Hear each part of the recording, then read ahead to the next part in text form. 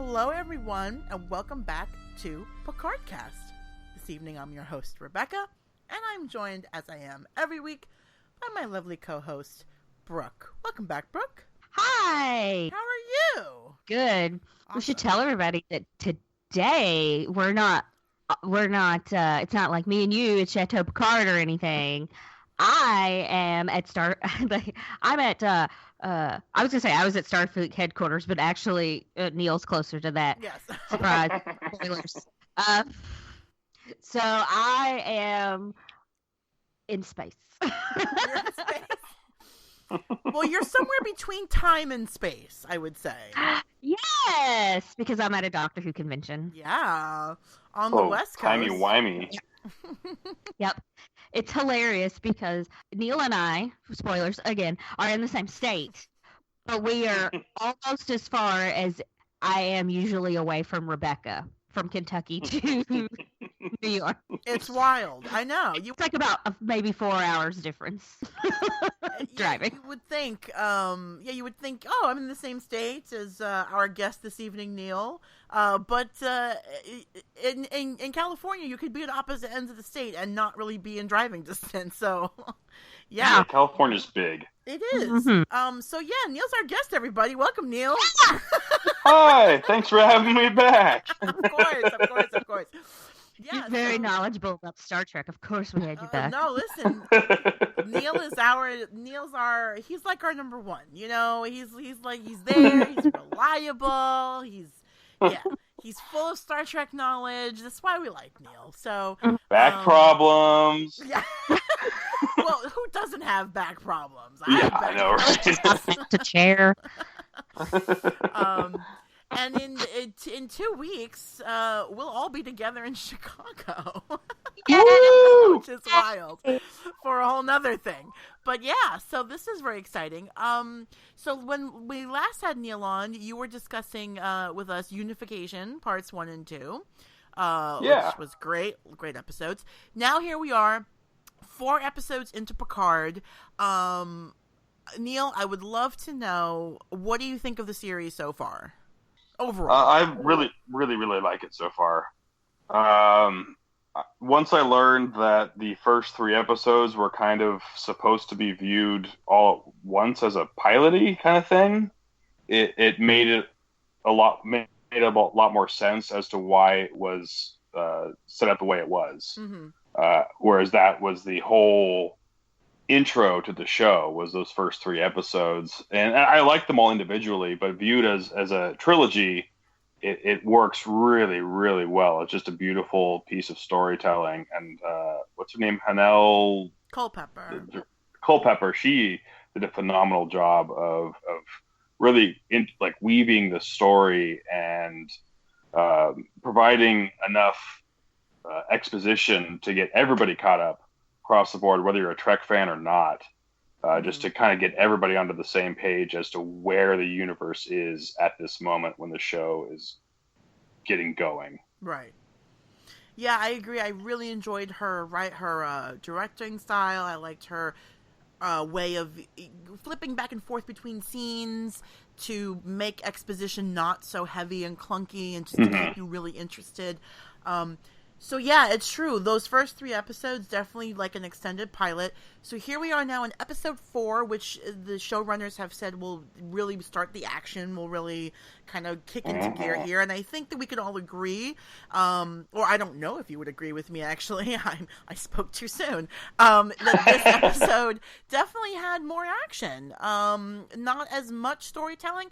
Still storytelling, of course, but there was definitely more action for me in this one. Would you guys agree with that statement, that there was definitely like sort of a step up in the action here? Yeah. Yes. Yeah. Okay. Brooke? Yeah.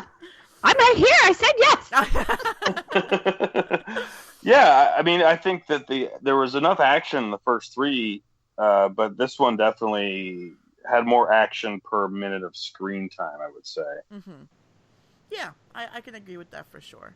So, so we are going to be reviewing tonight episode 4, which is entitled Absolute Candor. which is an appropriate episode as we get into it. We'll see why. This episode was directed by good old Jonathan Frakes. Yeah! Wow, Neil's so excited by that. Oh my god. I was going to say, yay! I didn't even say it because you just come out so strong. I knew I would be completely ran over. I had 2 squee moments during the credits, and that was the second of them. I love it. Yeah, so Jonathan Frakes, who, of course, unless you're a total, have no idea about anything about Star Trek, played William Riker, but he's also done a lot of directing since those TNG days. This episode was written by the usual suspects: Akiva Goldsman, Michael Chabon, Kirsten Beyer, Alex Kurtzman all have writing credits because they created the series. Of course, our writing credit goes to Gene Roddenberry, but Michael Chabon gets the definite written by, so he had a heavy hand on this story, and also Nick Zayas as the executive story editor. And then we've got our usual cast of characters, Picard, Dr. Girardi, Soji, but we're meeting some new characters in this episode. We have Evan Evagora as Elnor, sorry if I mispronounced that, who looks incredibly like an elf rather than a Romulan. And I think I was talking to a friend, and we both agreed that Elnor was a great elvish name for a Romulan yes. who looks like an elf. I mean, he Yeah. looks like he could step right into Rivendell and be right at home with the other elves. Yes, he could. Yeah, he does look good. And then we also got, again, we have our usual suspects. We've been following Raffi, Captain Rios, Narek, Lieutenant Rizzo, and then at the very, very end of this episode, for maybe less than 30 seconds of screen time, we finally get Jerry Ryan as 7 of 9. I know. We've been like, when is she showing up? And here she is. I assumed that was another reason he was going to scream, so I just waited. I figured as much, yes. Yeah, that was my first credit squee moment, was seeing her as special guest star. Yes.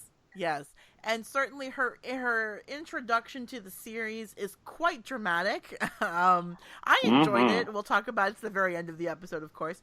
But I guess, you know what? Let's just dive right into this episode, you guys.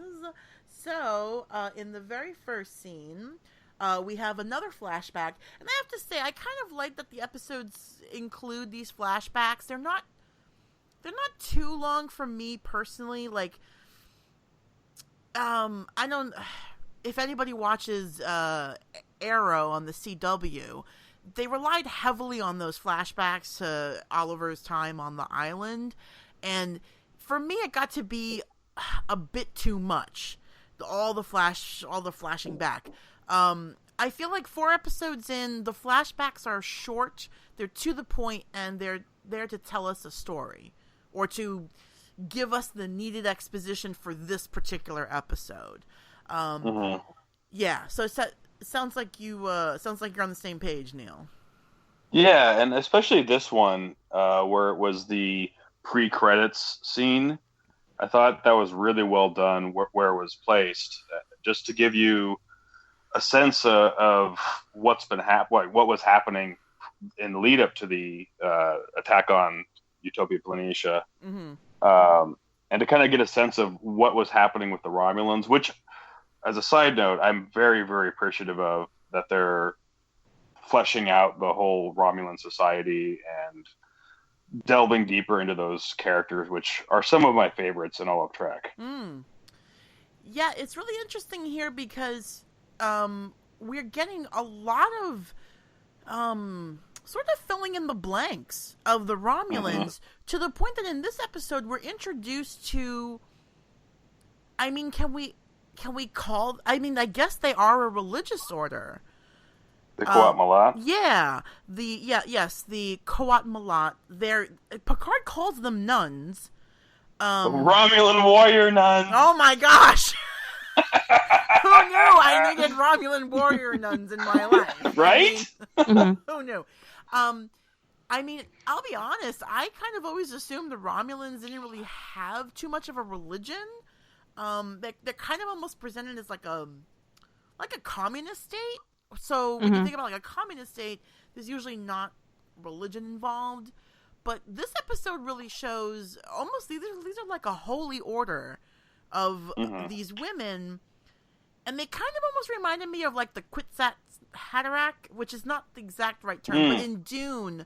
I know we're like jumping into all these different fandoms, but like in Dune, that order of like the holy nuns, you guys know what I'm talking about, right? Yes. The ones who show up. No, I don't know anything about Dune. Oh, sorry. Okay. It's the Bene Gesserit. That's what. Thank you. The Kwisatz Haderach is what the kid turns out to be, but the Bene Gesserit are the actual nuns. Yes. Yes. Thank you. They're the ones that test. They're the ones that test the children for signs of precognition and right with the stuff box. like that. Stick your hand in the box Yes. and you feel like the your pain hand's box. on fire. Yes, the pain box. There is only pain here, but yeah, they kind of terrible. It's not pleasant, I would assume, but they kind of reminded me of like the Bene Gesserit nuns who were in Dune. Yeah, me too. It's a very similar kind of order where it's a bunch of badass women not taking men's shit. Yeah.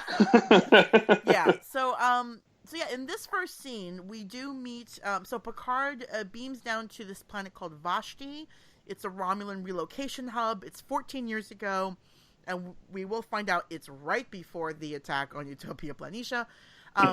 Picard beams down, looking like Panama Jack, you guys. I don't know about you, but I was digging the hats and the white linen. The white suit? I mean, he was like silent. I enjoyed it. I enjoyed a little casual summer Picard.